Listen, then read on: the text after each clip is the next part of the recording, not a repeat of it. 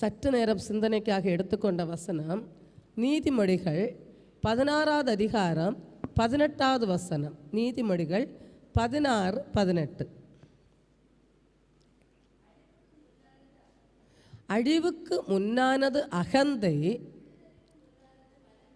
விடுதலுக்கு முன்னானது மனமேட்டிமை. அழிவுக்கு முன்னானது அகந்தை, விடுதலுக்கு முன்னானது மனமேட்டிமை.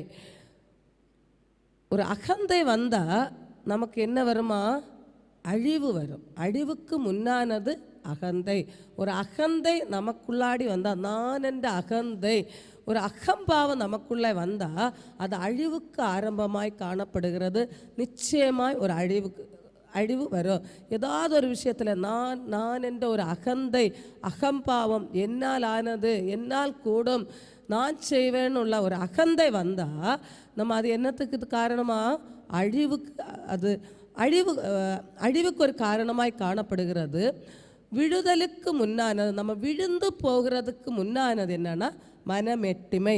நம்ம மனமேட்டிமை கொண்டோமானால், மனச்செருக்கு, மேட்டிமை உடையவர்களாய் காணப்பட்டோமானால் நம் வீழ்ந்து போவோம் என்று அர்த்தமா? வீழ்தலுக்கு முன்னானது மனமேட்டிமை, அதாவது அழிவுக்கு முன்னானது அகந்தை. அகந்தை வந்தால் நமக்கு அழிவு வரும். மனமேட்டிமை வந்தால் நம்ம வீழ்ச்சி அடைந்து வீழ்ந்து போவோம், ஒன்றுமில்லாமல் போவோம். இப்படியாய் ஒரு அகந்தை பிடித்து அழிவை சம்பாதித்து ஒரு மனமேட்டிமாய் இருந்து வீழ்ந்து போன ஒரு ஸ்திரீயை பற்றி நாம் சற்று தியானிப்போம். 1 ராஜாக்கள் 16வது அதிகாரம் 31வது வசனம். ஒரு மினிட்.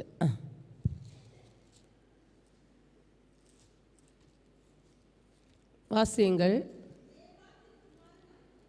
நேபாத்தின் குமாரனாகிய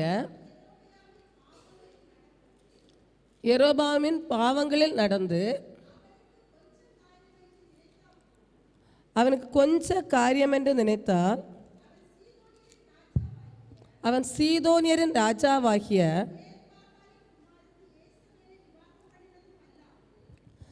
இருக்கட்டும். அதுக்கு முன்னாடி 30வது வசனத்திலிருந்து வாசிப்போம். உம்ரியின் குமாரனாகிய ஆகாப் தனக்கு முன்னிருந்த எல்லாரை பார்க்கிலும் கர்த்தரின் பார்வைக்கு பொல்லாப்பானதை செய்தான். உம்ரியின் குமாரனாகிய ஆகாப். இங்கே நம்ம மேலே வசனங்களை, இந்த ராஜாக்கள் புஸ்தகத்திலிருந்து மேலே வசனங்களை பார்த்து கொண்டே இருக்கும் பொழுது இந்த ஆகாப் என்று சொல்லுகிறவர் யார் என்றால் இஸ்ரவேலின் ராஜா. இஸ்ரவேல் யாரு? தேவனுடைய பிள்ளைகள். இந்த தேவ பிள்ளைகளாகிய இஸ்ரவேலுடைய ராஜா தான் இந்த ஆகாப் ராஜாவாக காணப்படுகிறார். அதற்கு முன்பாக உம்ரி ராஜாவாக இருக்கிறார். உம்ரி கர்த்தருடைய பார்வைக்கு பொல்லாப்பானதே செய்கிறான். இவனுடைய மகனாகிய ஆகாப்போ கர்த்தருடைய பார்வைக்கு பொல்லாப்பானதை செய்கிறார். இந்த ஆகாப் யாரு? இஸ்ரவேலின் ராஜா. தேவனால் நடத்தப்படுகிற தேவ பிள்ளைகளாகிய இஸ்ரவேலின் ராஜா தான் இந்த ஆகாப். இந்த ஆகாப் இப்பொழுது அந்த 31வது வசனத்திலே பார்க்கும் பொழுது நேபாத்தின் குமாரனாகிய யெரொபெயாமின் பாவங்களில் நடப்பது அவனுக்கு கொஞ்ச காரியம் என்று நினைத்தாற்போல் அவன் சீதோனியரின் ராஜாவாகிய ஏத்பகாலின் குமாரத்தி யெசபேலை விவாகம் பண்ணினதும் அல்லாமல் அவன் போய் பாகாலையும் சேவித்து பணிந்து கொண்டு, இவன் போய் இப்போ திருமணம் ஒன்று செய்கிறான். யாரை போய் திருமணம் செய்கிறான் என்றால் ஏத்பாகாலின் குமாரத்தி யேசபேலை விவாகம் பண்ணுகிறான். தேவனுக்கு புறம்பான, அதாவது இஸ்ரவேல் ஜனங்களுக்கு அந்த புறம்பான ஒரு இடத்திலிருந்து இவன் என்ன செய்கிறான்? ஏத்பகாலின் குமாரத்தியாகிய யெசபேலை திருமணம் செய்கிறான். ஒரு ஆண்மகன் திருமணத்திற்கு முன்பாக ஏதோ ஒரு சில பாவங்களில் ஒரு விதத்தில் இருந்திருக்கலாம். ஆனால் ஒரு நல்ல ஸ்திரீயானவள் அந்த குடும்பத்திலே வந்தால் அவனை என்ன செய்கிறதோ அந்த புத்தி உள்ள ஸ்திரீ அடையாளம் அவனுடைய பாவ செயல்களை மாற்றி நல்லவனாக மாற்றுகிறது தான் ஒரு நல்ல ஒரு புத்தியுள்ள ஸ்திரீயோட அடையாளம். அப்படிதானே? ஆனால் இங்கே பார்க்கும் பொழுது இந்த முன்னாடி ஆகாப் திருமணத்திற்கு முன்னாடியே எப்படி இருக்கா? 30வது வசனத்தில் கர்த்தரின் பார்வைக்கு பொல்லாப்பானதை செய்தான்.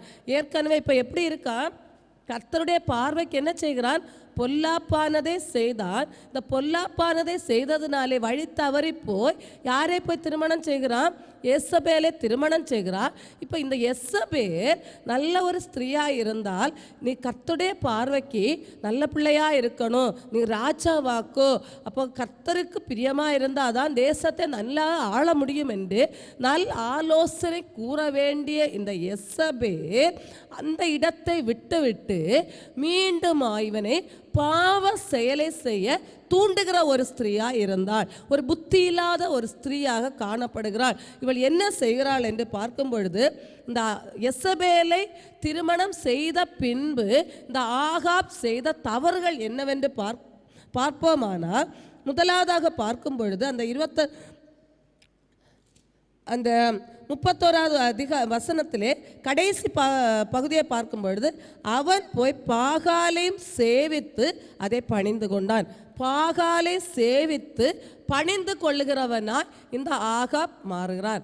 பாகாலை சேவித்து அதை பணிந்து கொள்ளுகிறான். அருமையான தேவனுடைய பிள்ளைகளே, இவன் கர்த்தருடைய பார்வைக்கு முதலே பொல்லாப்பை செய்தான். இந்த எசபேலை விவாகம் பண்ணினதுக்கு அப்புறமா முதலாவதாக என்ன செய்கிறான் என்றால், பாகாலை சேவித்ததை பணிந்து கொள்ளுகிறான்.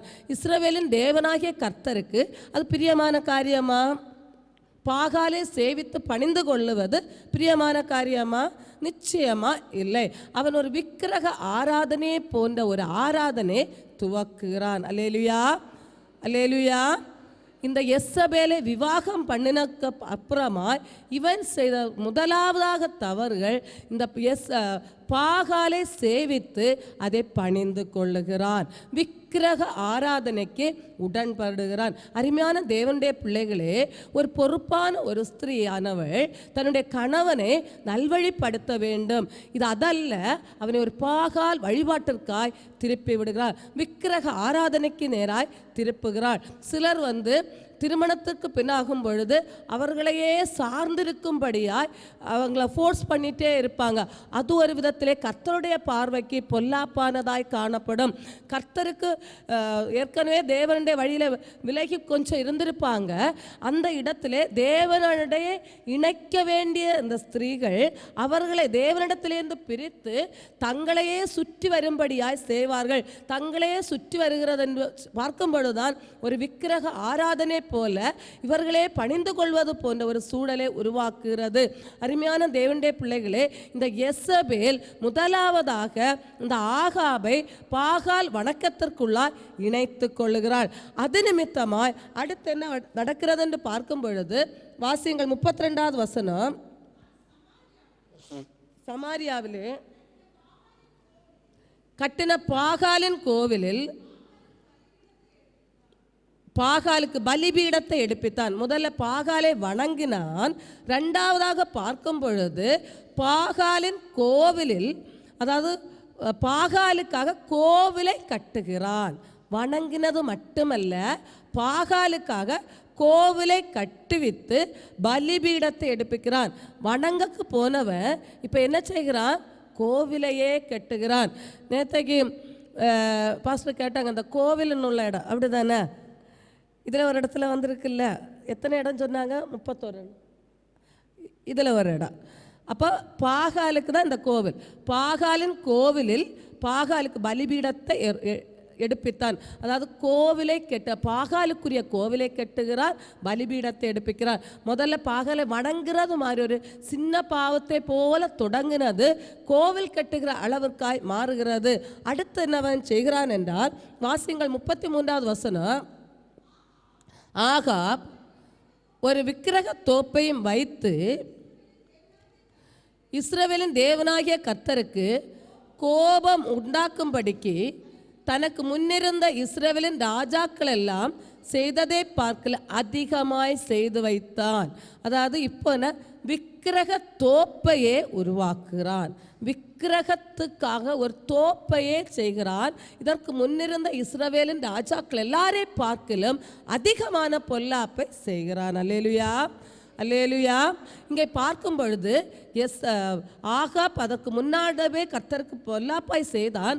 அதற்கு பின்பாய் அவன் செய்தது மகா பெரிய பொல்லாப்புகள், தேவன் அறிவறிக்கிறபடியான பொல்லாப்புகள். முதலாவதாக பாகாலை வணங்க செய்கிறாள், அதற்கப்புறமா பாகாலுக்காய் கோவிலை கட்டுகிறாள், அதற்கப்புறமாய் விக்கிரக தோப்பை உருவாக்குறார். தேவனை விட்டு அதிகமாய் பிரிந்து போவதற்கான வழிவகைகளை இந்த எசபேல் செய்கிறார். அருமையான தேவனுடைய பிள்ளைகளே, ஒரு புத்தி உள்ள ஸ்திரீ தன்னையும் தன் குடும்பத்தாரையும் தேவனோடு இணைக்கிறது தான் ஒரு புத்தி உள்ள ஸ்திரீயோடைய அடையாளமாக இருக்கிறது. இந்த ஸ்திரீயானவள், இந்த எசபேல் என்ன செய்கிறாள் என்றால், அதை விட்டு தேவனிடத்திலிருந்து தன்னுடைய புருஷனை தேவனண்டையிலே கிட்டி சேர்ப்பதற்கு பதிலாக தேவனண்டையிலே பிரிக்கிற கிரியைகளை இவள் செய்து வருகிறாள். இவளின் நிமித்தமாக இப்ப இவ எல்லா இந்த ஆகாப் ராஜாவுக்கு தெய்வமே இந்த எசபேலை போல ஆகிறது.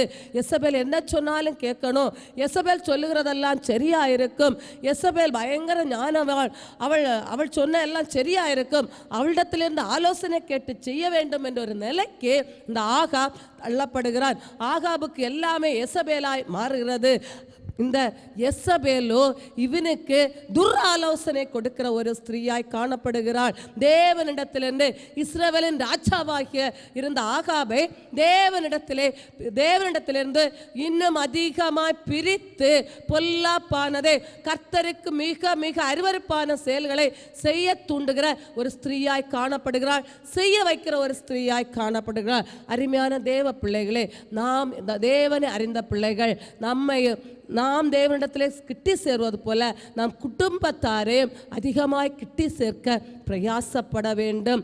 எந்த இடத்திலாவது விலகி போகும் பொழுது நம்முடைய முழங்கால்களையும் நம்முடைய கண்ணில் உள்ள கண்ணீரையும் இந்த அன்னாள் தேவனுக்கு முன்பாய் சமர்ப்பித்தது போல தேவனண்டையிலே வந்து பணிந்து நம்ம சமர்ப்பிக்கும் பொழுது நிச்சயமாய் கர்த்தர் கேட்டு அதற்கு அநேக பதில்களை தேவன் தருகிறதற்கு வல்லமை உள்ளவராய் காணப்படுகிறார். இஸ்ரவேலை ஆசீர்வதிப்பதுதான் தேவனுக்கு பிரியமாய் காணப்படுகிறது. நாம கேட்டா தகப்பன் தராமல் இருப்பாரா? நிச்சயமாய் தருவார்.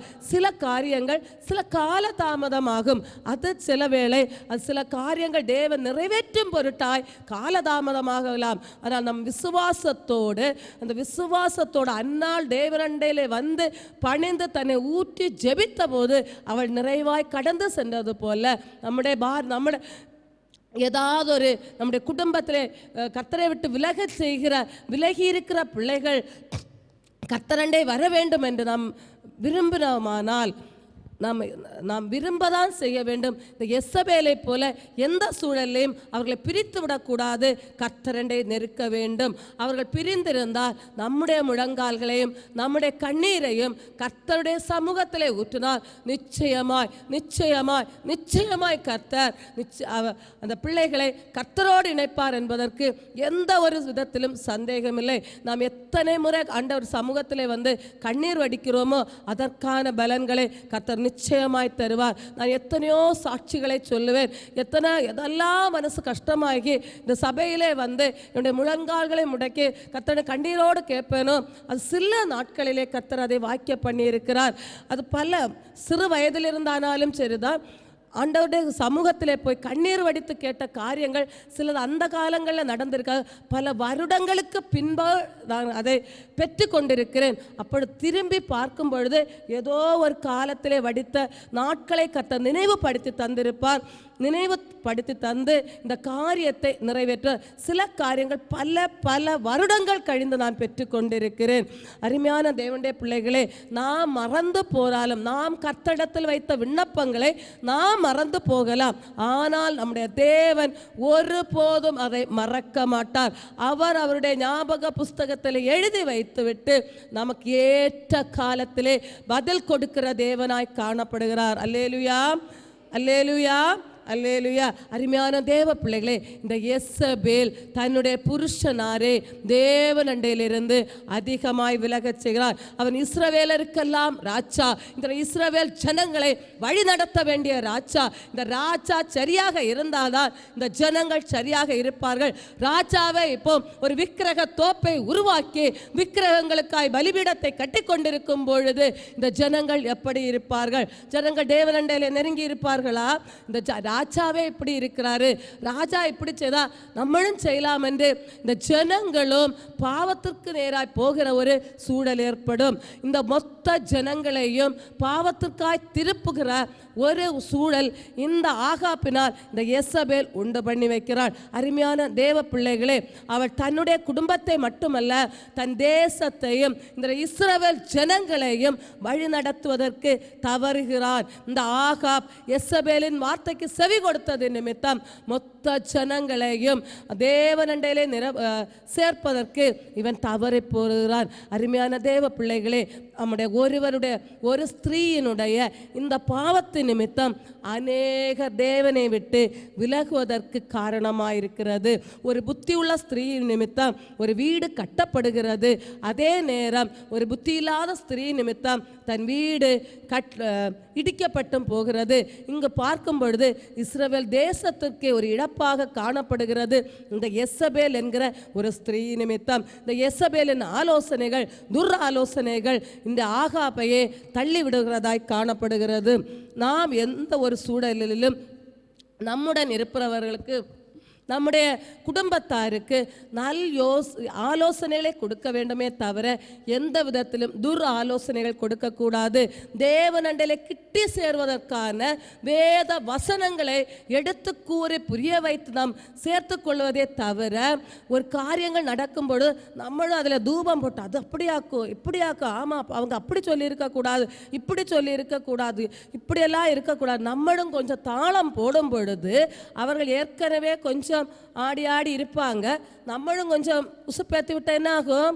மொத்தத்துக்கும் இதாகும். நம்ம சபையிலே பார்த்துருப்போம், பல குடும்பங்கள் கொஞ்சம் அசைவாடிட்டே இருப்பாங்க. இந்த ஸ்திரீகள் கொஞ்சம் கூட திருக்க என்ன ஆகும்? மொத்தத்துக்கு என்ன ஆகும்? விழுந்துடும். அது அல்ல, நம்ம எல்லா இடத்துல ஒரு சர்க்கிள் வரும் பொழுதும் நம்ம அதை வச்சே தள்ளாமல், இல்லை வசனம் இப்படி தான் சொல்லுகிறது, வசனத்தின்படி நம்ம இப்படி இருக்கணும், யார் எதை சொன்னாலும் வசனத்தின்படி என்று வேத வசனத்தின் மூலமாய் ஊட்டி நம்மளின் திறப்பிலே நிற்போமானால் நிச்சயமாய் கர்த்தர் நம்முடைய குடும்பங்கள் விடாதபடிக்கு காத்து கொள்வார். இங்கே எசபேல் செய்கிற அடுத்த காரியங்கள் என்ன பார்த்தால், முதலாவதாக இஸ்ரவேலின் ராஜாவாகிய ஆகாபை பாவத்திற்காய் தள்ளப்படுகிறார். அடுத்ததாக பார்க்கும் பொழுது வாசியங்கள் 1 ராஜாக்கள் 18:13. எசபேல் கர்த்தரின் தீர்க்கதரிசிகளை கொன்று போடுகிற போது, நான் கர்த்தருடைய தீர்க்கதரிசிகளில் 100 பேரை ஒவ்வொரு கெபியிலே 50 பேராக ஒளித்து வைத்து அவர்களுக்கு அப்பமும் தண்ணீரும் கொடுத்து பராமரித்து வைத்து வந்த என்னுடைய செய்கையை என் ஆண்டவனுக்கு அறிவிக்கப்படவில்லையா? இல்லை, முதல் பாயிண்டில் பார்க்கும் பொழுது எசபேல் கர்த்தரின் தீர்க்கதரிசிகளை கொன்று போடுகிற போது, எசபேல் அடுத்து என்ன செய்கிறார்? துணிகரமான பாவம், கர்த்தருடைய தீர்க்கதரிசிகளை கொன்று போடுகிற ஒரு ஸ்திரீயாய் காணப்படுகிறாள். முதலாவதாக தன்னுடைய குடும்பத்தை, தன்னுடைய புருஷனை தேவனுடைய பார்வையிலிருந்து விலக செய்கிறாள். இப்பொழுது தேவனுக்கு பிரியமாயிருக்கிற தேவனுடைய தீர்க்கதரிசிகளை, கர்த்தருடைய தீர்க்கதரிசிகளை கொன்று போடுகிற ஒரு கொடூர புத்தி உள்ள ஒரு ஸ்திரீயாய் காணப்படுகிறார். அருமையான தேவனுடைய பிள்ளைகளே, அவள் தன்னுடைய புருஷனை மட்டுமல்ல தீர்க்கதரிசிகளுக்கு விரோதமாக எழும்புகிற ஒரு ஸ்திரீயாய் காணப்படுகிறார். எப்பொழுது நாம் தேவ பிள்ளைகளுக்கு விரோதமாக எழும்பக்கூடாது. இந்த இடலே அவள் என்ன செய்கிறாள்? அந்த தீர்க்கதரிசிகளை கொலை செய்கிற ஒரு ஸ்திரீயாக காணப்படுகிறாள். இன்னும் பார்க்கும் பொழுது இவளோட நிறைய கேரக்டர் இருந்துகிட்டே இருக்கு. தொடர அந்த கதைகள் தான், எல்லா கதைகளும் தெரிந்தது. ஆனால் அவளுடைய ஒரு சில குணாதிசயங்களை மட்டும் பார்த்து போவோம். 19வது அதிகாரம் 1வது வசனத்தை வாசியுங்கள்.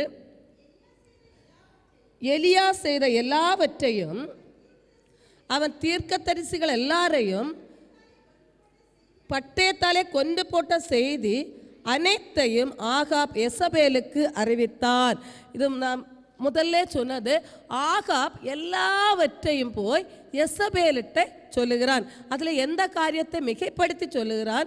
எலியா செய்த எல்லாவற்றையும், அவன் தீர்க்க தரிசிகள் எல்லாரையும். இதற்கு முன்னாடி நம்ம தெரிந்த ஒரு கதை தான்.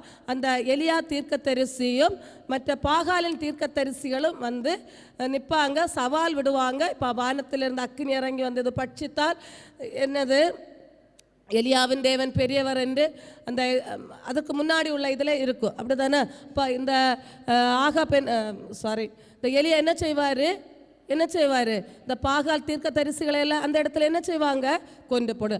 இந்த விஷயங்கள் எல்லாம் அடுத்து அந்த கையளவு மேகமாறு இந்த எல்லா காரியத்தையும் அந்த 18வது அதிகாரத்தில் இருக்கிற எல்லா சம்பவத்தையும் வந்து யாரிடத்துல போய் ஒப்புவிக்கிறான்? ஆகாப் எசபேலிட்டே சொல்லுகிறார்.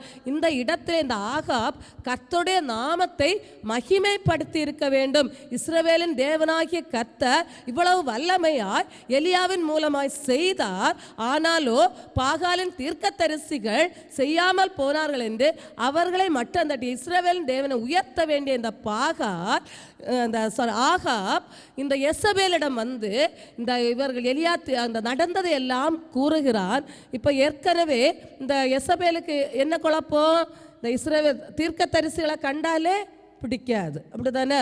இப்போ இவளுடைய கோபம் யார் மேலே திரும்புகிறது? எலியா மேலே திரும்புகிறது. எலியாவினிடமாய் இவளுடைய கோபம் திரும்புகிறது.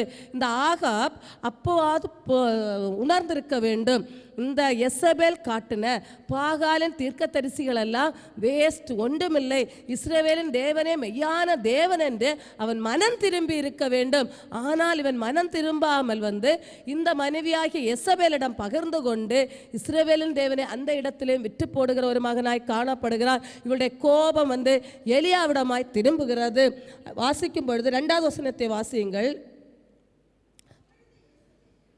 அப்பொழுது எசபேல் எலியாவிடத்தில் ஆள் அனுப்பி அவர்களில் ஒவ்வொருவருடைய பிராணனுக்கு செய்யப்பட்டது போல நான் நாளை இந்நேரத்தில் உன் பிராணனுக்கு செய்யாதே போனால் தேவர்கள் அதற்கு சரியாகவும் அதற்கு அதிகமாகவும் எனக்கு செய்ய கடவர்கள் என்று சொல்ல சொன்னாள். இதில் என்ன சொல்ல? அவர்களில் ஒவ்வொருவருடைய பிராணனுக்கு செய்யப்பட்டது போல. யாருடைய? இந்த பாகால் தீர்க்க தரிசிகளை எல்லாம் கொன்னாங்க இல்ல, அவர்களுடைய பிராணனுக்கு செய்யப்பட்டது போல அவன் என்ன சொல்ல?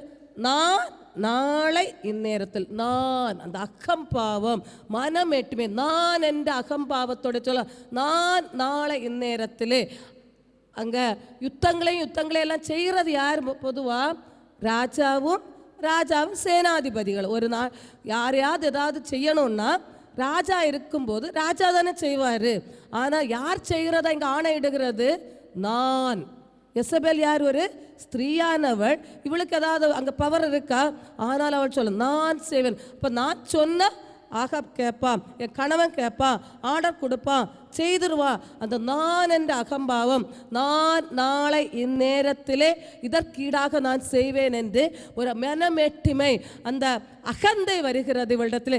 நான் என்ற அகந்தை. இன்று பலரும் சொல்லுவார்கள், நான் செய்வேன், நான் பண்ணுவேன், நான் செய்தது, நான் கட்டின வீடாக்கும், நான் சம்பாதிச்சதாகும். ஆனால் கர்த்தருடைய கிருபையினாலும் இரக்கத்தினாலும் தான் நாம் செய்கிறோமே தவிர நம்முடைய சுயபல நம்மளுடைய சுயத்தால் செய்ய முடியுமா? இல்லவே இல்லை. எவ்வளவா இருந்தாலும் ஒரு பலவீனம் வந்தால் அந்த இடத்துல நின்று நம்ம எழும்பி நிற்க கூட முடியாது, அப்படிதானே? கர்த்தர் சாட்சியாய் தாழ்மையோடு சொல்லுகிற இந்த இடத்துல வருகிறது வரையிலும் நான் எப்படி நிற்பேனே தெரியலை. ரொம்ப அந்த காலையில் எழும்பும்போது என்னுடைய தலையெல்லாம் அவ்வளவு வலிக்குது. நேற்று நைட்டும் அப்படியே தான் இருந்து நான் அப்போது நாளைக்கு தானே சரியாகும்னு நினச்சேன். ஆனால் காலையில் ஒரு 4 மணி ஆகும்போதே என்னோட தலை அவ்வளவு பாரமாக காணப்படுகிறது. நேரம் போக போக அதிகமாகிறதே தவிர குணம் ஆகலை. அந்த கண்ணெல்லாம் வெளியே வாரது மாதிரி ஒரு பயங்கரமான தலைவலி. எப்படி இருப்ப, எப்படி இன்னைக்கு எசப்பா இந்த இது இருக்கிறது எப்படி ஆண்டவரேன்னு கேட்டுட்டு இருந்தேன். ஆனால் ஒரு தைரியம், கர்த்தர் நிச்சயமாய் நடத்துவார் என்ற ஒரு இது. ஆனால் என்னால் அந்த ஒன்று காலையில் அந்த ஆராதனை இந்த பாட்டில் இருந்தே பார்க்கும் பொழுது என்னால் ஒன்றுமே செய்ய முடியாத ஒரு சூழலிலே காணப்பட்டு அந்த இடத்திலும் கர்த்தர் என்னை நிறுத்துவார் என்ற ஒரு நம்பிக்கை இருந்தது. அப்போ நம்மளை எவ்வளவா அதுக்கு முன்னாடி இந்த வாரம் நம்ம செய்யலான்னு எல்லாம் இருந்தாலும் ஏதாவது ஒன்று தேவன் வச்சா நம்மளால் வந்து நிற்க முடியுமா? நிச்சயமாக முடியாது. நான் செய்வேன், நான் மெசேஜ் கொடுக்கலான்னு சொன்னால் கர்த்தர் ஏதாவது ஒன்று வச்சா செய்ய முடியுமா? நிச்சயமாக இல்லை. எந்த இடத்துலையும் நான் என்று நம்மை உயர்த்தக்கூடாது. கர்த்தர் கிருபையாலும் தயவாலும் தாழ்மையோடு சொல்லுகிற வர்றது வரையில் எனக்கு அந்த தலைவலி இருந்து இப்போ இந்த வேர்த்திட்டு அந்த தலைவலி சுத்தமாக எனக்கு இருக்கிறது மாதிரியே தெரியலை. அவ்வளவு எளிதாக ஃப்ரீயாக அந்த பலவீனமே எதுவும் தெரியாத அளவுக்கு கர்த்தருடைய பிரசன்னத்தில் நிற்க வைத்து கொண்டிருக்கிறார். அல்லேலுயா, அல்லேலுயா, அல்லேலுயா. கர்த்தர் தந்த இந்த விடுதலைக்காய் தேவனை நன்றியோடு துதிக்கிறேன், ஸ்தோத்தரிக்கிறேன். கர்த்தர் இம்மட்டுமாய் நடத்துகிறார். இங்கே நம்ம பார்க்கும்போது இந்த யெசபேல் நான் என்று ஒரு அகம்பாவம் கொள்ளுகிறார். இந்த நான் என்று அகம்பாவம் கொள்ளும்போது அவளுக்கு என்ன வந்தது என்று நாம் கடைசியை பார்ப்போம். இரண்டாவதாக அவள் பார்க்கும் பொழுது அதாவது அந்த ஆகாப் செய்ய வேண்டிய காரியத்தை எல்லாம் தானே எடுத்துக்கொண்டு அந்த ஒரு கட்டளையே சொல்லுகிறார். நான் இந்த நாளை இந்த நேரத்தில் இதெல்லாம் செய்வேன் என்று இது பண்ணுகிறார். இதே போல் இது ஒரு சம்பவம். அடுத்த ஒரு சம்பவத்தை பார்க்கும் பொழுது இந்த ஆகாப் ராஜா எதை செய்கிறார்? நாபோத்தோட கதை தெரியும், அப்படிதானே? நாபோத்துக்கு என்ன இருந்து? திராட்சை தோட்டம். இந்த திராட்சை தோட்டத்தை யார் வந்து ஆசைப்படுகிறது? நாபோத், அந்த ஆகாப் ராஜா. இந்த ஆகாப் ராஜா என்ன போய் நாபோத்திட்ட போய் கேட்பா, இந்த திராட்சை தோட்டத்தை எனக்கு தந்துருன்னு. அப்போ இவன் என்ன சொல்லுவான்? இல்லை, இது என்னுடைய முற்புதாக்களோடது, நான் வந்து தரமாட்டேன்னு. அப்போ அதோட விட்டுருக்கணும். ஒரு ராஜாவுக்கு இன்னொரு திராட்சை தோட்டம் வாங்க முடியுமா? முடியாதா? நிச்சயமாக முடியும், அப்படிதானே? அது ஒரு எளியவனாகி இருந்த ஒரு நாபோத்து வந்து அவன் அதை மிகவும் அது ஒரு பூர்வீக சொத்தாக வைத்து கொண்டே இருந்து பராமரித்து கொண்டிருந்தான். அந்த எளியவனிடத்திலே போய் நின்று கேட்குறான். அதுக்கு கிடைக்காத உடனே இவருக்கு வந்து என்னாச்சு? பயங்கர சோர்வு. அவருக்கு என்னாச்சு? பயங்கர துக்கம், பயங்கர மனமடிவாகி போய் படுத்து கொள்ளுகிறான் இந்த ராஜா. அப்போ இந்த மனைவியானவள் என்ன சொல்லியிருக்கணும்? பரவாயில்லை, நமக்கு இதை விட நல்ல என்ன செய்யலாம்? இன்னொரு திராட்சை தோட்டத்தை வாங்கலாம். அது கொஞ்சம் தானே உண்டு, நமக்கு நிறைய பெருசாக உள்ள ஒரு திராட்சை தோட்டம் இதை விட நல்லது நமக்கு கத்த தருவார், நமக்கு வாங்கலாம், நீங்கள் கொஞ்சம் சமாதானமாக இருங்கன்னு சொல்லியிருக்கணும், அப்படி தானே? ஆனால் இந்த மனைவியானவள் அந்த இடத்துலையும் அவளுக்கு எதை கொடுக்கிறாள் என்றால்,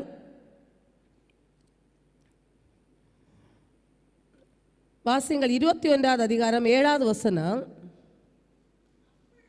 அப்பொழுது அவன் மனைவியாக யெசபேல் அவளை நோக்கி,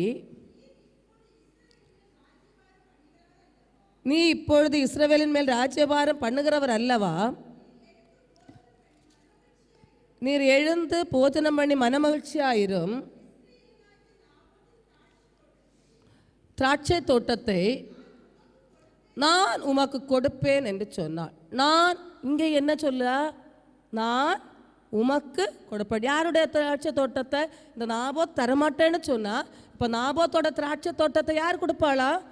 இந்த நான். அந்த இடத்திலே நான் என்று இவள் கூறுகிறாள். அந்த ஒரு அகந்தை உள்ளவளாய் மாறுகிறாள். அகந்தையோடும் செருக்கோடும் மனமேட்டிமையோடும் எல்லா இடத்துலையும் நான் நினைத்தால் எல்லாவற்றையும் சாதிக்கலாம், நான் நினைத்தால் தீர்க்கதரிசிகளை கொண்டு போடலாம், நான் நினைத்தால் யாரையும் எதையும் செய்து எதையும் கைப்பற்றி கொள்ளலாம் என்ற நான் என்ற அகம்பாவம், நான் என்ற ஆணவம், நான் என்ற மனமேட்டிமை, நான் என்ற அகந்தை இந்த யெசபேலையும் அவருடைய குடும்பத்துக்கும் ஒரு அழிவாய் காணப்படுகிறது. அதற்கு முன்னாடி ஒரு சம்பவம் நடக்கிறது. வாசியுங்கள் 19வது அதிகாரம் 2வது வசனம். அப்பொழுது யெசபேல் எலியாவிடத்தில் ஆள் அனுப்பி, நம்ம இதை வாசிச்சோம் இல்லையா? அவருடைய ஒவ்வொரு இடத்துல பிராணனுக்கு செய்தது போல நான் இந்த இதை செய்வேன் என்று. இதை கேட்கும்போது எலியா தீர்க்கதரிசி என்ன ஆகிறாரு? இந்த தீர்க்கதரிசி ஆகிய இந்த மனுஷனை மனமடிவாக்குகிறாள் இந்த யெசபேல். அவர் போய் எங்கே போய் எலியா அதுக்கு போகிற எழுமி நின்னாரா? இல்லை. அவர் என்ன அதுக்கு முன்னாடி வல்லமையாய் நின்று எத்தனையோ அற்புத அடையாளங்களை செய்த எலியா, வல்லமையான இந்த தீர்க்கதரிசியாகிய எலியாவே இந்த ஒரு ஸ்திரீயினுடைய, இந்த எசபேலுடைய ஆணவத்தின் செருக்கினுடைய வார்த்தை நிமித்தம் மகா பெரிய தீர்க்கதரிசியாகிய எலியாவை மனமடிவாக்குகிறாள். அருமையான தேவனுடைய பிள்ளைகளே, இந்த எலியாவின் மேல் இவளுக்கு என்ன கோபம்? இந்த எலியா, இந்த எசபேலே, ஆகாப் ராஜாவை கண்டித்துணர்த்துகிற ஒரு தீர்க்கதரிசியாக இருக்கிறார். தேவ பிள்ளைகள் நாம் தவறு செய்யும் பொழுது கண்டிப்பார்கள், உணர்த்துவார்கள். அப்பொழுது நாம் அவர்களுக்கு விரோதமாய் எழும்பாமல் நாம் அடங்கி போக வேண்டும். ஆனால் இந்த எசபேல் தனக்கு விரோதமாய் தன்னுடைய குடும்பத்திற்கு நேராக தேவனுடைய எச்சரிப்பை கூறின இந்த தீர்க்கதரிசியாகிய எலியாவை மனமடிவாக்குகிறாள். அல்லேலூயா, அல்லேலூயா, அல்லேலூயா. நாம் செய்கிற தவறுகளை தேவ பிள்ளைகள் கண்டித்து உணர்த்தும் பொழுது நாம் எந்த விதத்திலும் முறுமுறுக்காமல் அதை ஏற்றுக்கொள்ளுகிறதான் புத்தி உள்ளவர்களுடைய அடையாளம். இல்லை, அதற்கு எதிராக நாம் எழும்புகிறோமானால் அந்த தீர்க்கதரிசிகளை நாம் மனமடிவாக்குகிறோம். அவர்கள் மீண்டும் எழும்பி கட்டப்படுவார்கள். ஆனால் அந்த ஒரு சிறு நேரம் அவர்களுக்குள்ளாடி ஒரு மனமடிவு ஏற்படும். அவ்வாறு மனமடிவாக்குகிறது நமக்கு, நம்முடைய குடும்பத்திற்கும் அது ஆபத்தாய் மாறிப்போகும், ஒரு அழிவாய் மாறிப்போகும். நமக்கு எச்சரிக்கை கொடுக்கிற, நம்முடைய பாவங்களை கண்டித்து உணர்த்துகிற தேவ பிள்ளைகளை எந்த விதத்திலும் நாம் மனமடிவுள்ளவராய் மாற்றக்கூடாது. நாம் அதை நம்முடைய தவறென்று நாம் காணப்பட்டால் தேவனண்டையிலே போய் மன்னிப்பை கேட்டு, தேவனே கர்த்தாவே நீர் எனக்கு இதை உணர்த்தினதற்காய் ஸ்தோத்திரம் என்று சொல்லி அதிலிருந்து விலகி ஓட வேண்டுமே தவிர அந்த பிள்ளைகளுக்கு விரோதமாய் நம்ம எந்த சூழலிலும் முறுமுறுத்து எழும்பக்கூடாது. அவர்களை மனமடி உள்ளவர்களாய் மாற்றக்கூடாது. அது நமக்கும் நம்முடைய குடும்பத்திற்கும் ஒரு அழிவாக காணப்படும். அருமையான தேவ பிள்ளைகளே, இந்த எசபேலை பார்க்கும் பொழுது முதலாவதாக தன்னுடைய கணவனாரை வழித்தில் திருப்பி வைக்கிறார். திருப்பி நான் என்ற அகம்பாவத்தோடு நான் நாளை இந்த நேரத்திலே இதை செய்வேன் என்று அகம்பாவம் கொள்ளுகிறார். இந்த நான் என்று சொல்லி இந்த மகா பெரிய தீர்க்கதரிசி மனமடி உண்டாக்குகிறார். இந்த எலியா தீர்க்கதரிசி அதுக்கு அப்புறமா இந்த மனமடிவு உற்றதுக்கு அப்புறமா பெரிய அதிசயங்கள் செய்ததாக காணப்படவில்லை. அதற்கப்புறம் அந்த எலிசாவை ஏற்படுத்துகிறார். அந்த இதெல்லாம் போகிறது. இந்த எசபேலின் நிமித்தமாய் இந்த ஒரு தீர்க்கதரிசிக்கு மனமடிவாகிறது. இந்த எசபேல் நிமித்தமாய் இந்த நாபோத் அந்த திராட்சை தோட்டத்தை நான் தருவேன். நான் என்ற செருக்கு இந்த நாபோத்தின் திராட்சை தோட்டம். இந்த நாபோத்தை என்ன செய்வா? கடைசியில் என்ன செய்வாங்க? கொன்னுட்டு இதை பெற்று கொடுப்பா. அது சமாதானமாக வருமா? இதையும் போய் யார் கண்டித்து உணர்த்துகிறது? யார் கண்டித்து உணர்த்துகிறது? எலியா தீர்க்கதரிசி கண்டித்து உணர்த்துகிறார். அந்த இடத்திலே அவன் தன்னுடைய தவறுகளை உணர்ந்திருக்க வேண்டும். வாசியங்கள் அவளுக்கு அதனால் கிடைக்கிற என்னெல்லாம் சாபங்கள் எதெல்லாம் அவர்களுக்கு கிடைக்கிறது என்றால் 1 ராஜாக்கள் 21:19 முதல் வாசியங்கள்.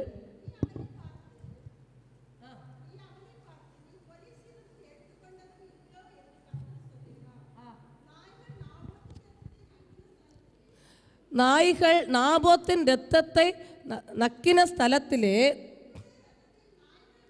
உன்னுடைய இரத்தத்தையும் நாய்கள் நக்கும் என்று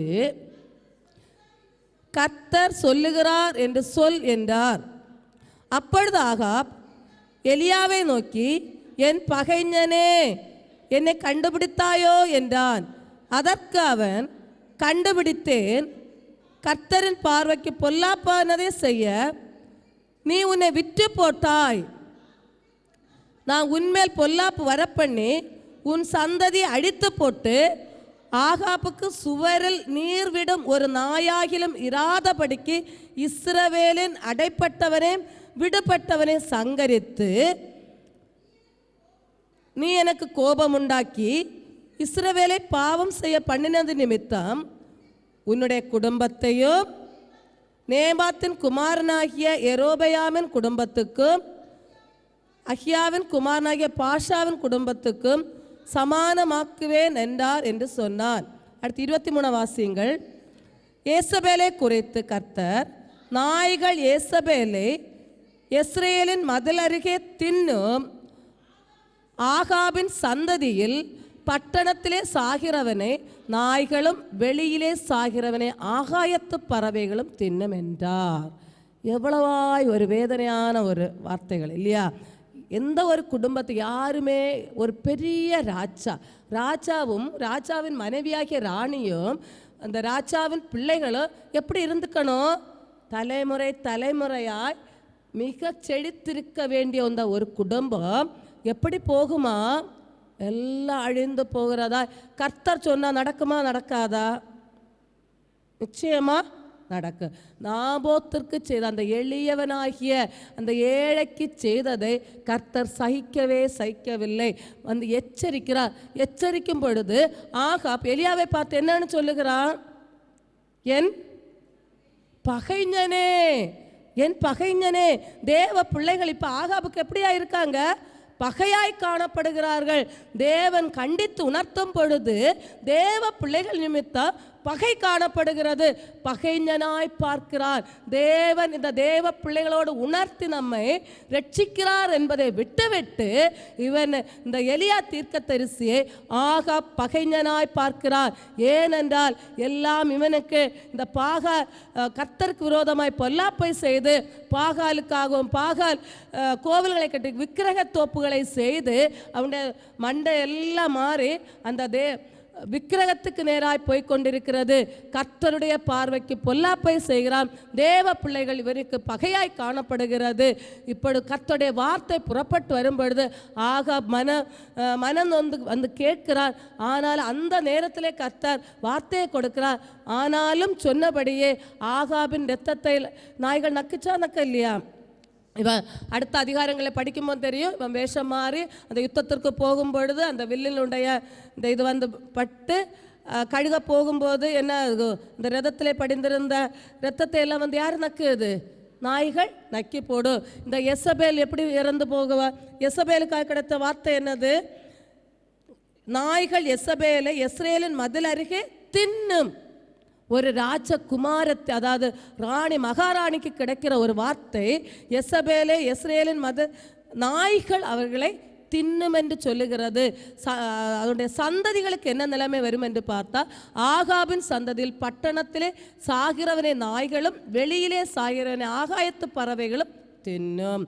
அதாவது ஆகாபின் சந்ததியில் பட்டணத்திலே ஆகாபின் சந்ததி பாதி பட்டணத்திலே சாகும், மற்றதெல்லாம் என்னது? வெளியிலே சாகும். பட்டணத்திலே சாகிறவரை நாய்களும் வெளியிலே சாகிறவர் பறவைகளும் தின்னும். அதாவது எடுத்து புதைக்க கூட ஆள் இல்லாமல், ஒரு அடக்கம் பண்ணுவதற்கு கூட இடமில்லாதபடிக்கு நாய்களும் பறவைகளுமாய் இந்த சந்ததிகள் தின்று அந்த இடம் அழிக்கப்பட்ட அந்த சந்ததிகள் அழிக்கப்பட்டு போகிற ஒரு வார்த்தை. அருமையான தேவனுடைய பிள்ளைகளே, அருமையான தேவ பிள்ளைகளே, இந்த ஆகாபின் குடும்பம் ஒரு ராஜபோகமான குடும்பம். ராஜகுமாரர்களாய் குமாரத்திகளாய் வர வேண்டிய பிள்ளைகளை நாய்களும் பறவைகளும் தின்னுகிற ஒரு பெரிய அழிவை உண்டு பண்ணி வைக்கிறார் இந்த எசபேல். தானும் கெட்டு தன் குடும்பத்தையும் கெடுத்து தன்னுடைய சந்ததிகளையும் கெடுக்கிற ஒரு புத்தி இல்லாத ஸ்திரீயாய் இந்த எசபேல் காணப்படுகிறாள். அல்லேலூயா, அல்லேலூயா. இந்த இவளுடைய ஆலோசனைக்கு இந்த ஆகாப் செவி கொடுத்தது நிமித்தம் தன்னுடைய எல்லாவற்றையும் இழந்து போகிறார். அந்த 25வது வசனத்தை பார்க்கும், தன் மனைவியாக எசபேல் தூண்டிவிட்டபடியே கர்த்தரின் பார்வைக்கு பொல்லாப்பானதை செய்ய தன்னை விட்டு போட்ட ஆகாபை போல ஒருவனுமில்லை. தன் மனைவியாக எசபேல் தூண்டிவிட்டபடியே கர்த்தரின் பார்வைக்கு பொல்லாப்பானதை செய்ய. கர்த்தரின் பார்வைக்கு பொல்லாப்பானதை செய்யக்கு இங்கு தூண்டிவிட்டது யாரு? எசபேல், ஆகாபின் மனைவியாகிய எசபேல். இந்த எசபேல் தூண்டிவிட்டது நிமித்தமாய் அவள் நல்லா இருந்தாளா? அவளுக்கும் அழிவு, அவளுடைய ஆகாபுக்கும் அழிவு, அவருடைய சந்ததிகளுக்கும் அழிவை தேடிக்கொண்டார். அருமையான தேவ பிள்ளைகளே, நம்முடைய குடும்பம் நம்முடைய சந்ததிகளுக்கு ஆசீர்வாதத்தை வாங்கி கொடுக்கிறதும் அழிவை வாங்கி கொடுக்கிறதும் நம்முடைய கையிலே தான் இருக்கிறது. நாம் எந்த இடத்திலேயாவது மனம் எட்டுமை, அதாவது அகந்தை கொள்ளுவோமானால் அது நம்மையும் நம்முடைய குடும்பத்தையும் அழிவை உண்டாக்கும். எந்த இடத்திலேயாவது நான் செய்வேன், என்னால் ஆனதென்று ஒரு நானாக்கும் செய்தது, நானாக்கும் படித்தது, நானாக்கும் வச்சது, உருவாக்கினது நானாக்கிது உருவாக்கினது என்று மனமெட்டிமை கொண்டோமானால் அது நம்முடைய வீழ்தலுக்கு, தேவனுடைய சமூகத்திலிருந்து ஒரு வீழ்ச்சிக்கு ஒரு காரணமாய் காணப்படுகிறது. எந்த சூழ்நிலையிலும் நம்முடைய அகந்தை கொள்ளாதபடிக்கு, நம்முடைய மனமெட்டிமை கொள்ளாதபடிக்கு நாம் இருப்போமானால் நம்முடைய குடும்பமும் நம்முடைய சந்ததியும் ஆசீர்வதிக்கப்படும் என்பதற்கு எந்தவித சந்தேகமும் இல்லை. அகந்தையும் மனமேட்டுமையும் கொண்டால் இந்த எசபேலின் குடும்பமும் அழிந்து போனது போல நம்முடைய குடும்பமும் அழிவுக்கு நேராய் செல்லும். அருமையான தேவனுடைய பிள்ளைகளே, நம்முடைய குடும்பத்திற்கு, நம்முடைய உற்றாருக்கு நாம் கர்த்தருடைய பார்வையை விட்டு விலக செய்கிற ஆலோசனை கூறக்கூடாது. நல் யோசனைகளை கூற வேண்டும். எந்த விதத்திலும் கர்த்தரை விட்டு விலகும்படியாய் தூண்டி விடுகிற ஸ்திரீகளாய் நாம் காணப்படக்கூடாது. கர்த்தரண்டை கிட்டி சேர்க்கிற ஸ்திரீகளாய் காணப்பட வேண்டும். எந்த விதத்திலும் அவர்களுக்கு தூண்டி விடுகிற ஸ்திரீகளாய் ஒருபோதும் நாம் காணப்படக்கூடாது. இந்த எசபேல் தூண்டி விட்டது நிமித்தம் ஆகாப் விழுந்து போகிறார். அருமையான தேவ பிள்ளைகளே, இந்த எசபேலின் குணங்கள் நம்மிடத்திலே வராதபடிக்கு நாம் நம்மை காத்து கொண்டோமானால் நம்மையும் நம் குடும்பத்தையும் கர்த்தர் உயர்த்தி ஆசீர்வதிப்பார் என்பதற்கு எந்தவித சந்தேகமும் இல்லை.